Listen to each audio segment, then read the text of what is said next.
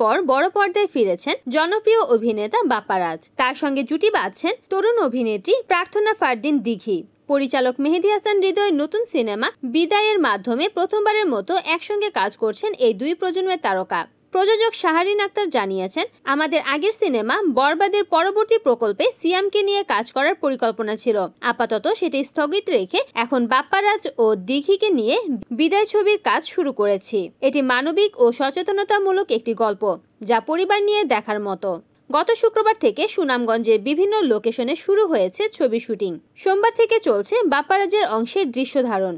ছবিতে চেয়ারম্যানের চরিত্রে দেখা যাবে তাকে। শুটিংয়ে আরও যুক্ত হয়েছেন ফজলুর রহমান বাবু ও ফারুক আহমেদ সহ একাধিক পরিচিত মুখ। সিনেমার গল্প সম্পর্কে বাপ্পা রাজ জানিয়েছেন, চুক্তির শর্ত অনুযায়ী আপাতত সিনেমা নিয়ে কথা বলা নিষেধ। শুটিং শেষ করে মাসের শেষে বিস্তারিত জানাতে পারবো। প্রযোজনা সূত্রে জানা গেছে, নভেম্বরের প্রথম সপ্তাহ টানা শুটিং চলবে সুনামগঞ্জে। এরপর মধ্যপ্রাচ্যের একটি দেশেও কিছু অংশের শুটিং হবে।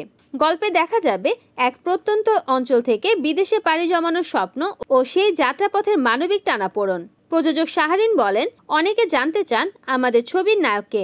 আমি বলবো, এ ছবির গল্পই আসল নায়ক। আমরা এমন একটি সিনেমা বানাতে চাই যা দর্শকের মনে মানবতার বার্তা পৌঁছে দেবে। বিদায় ছবিটি আগামী ঈদ বা বছরের অন্য কোনো উৎসব মৌসুমে মুক্তির লক্ষ্যে তৈরি করা হচ্ছে বলে জানিয়েছেন প্রযোজক।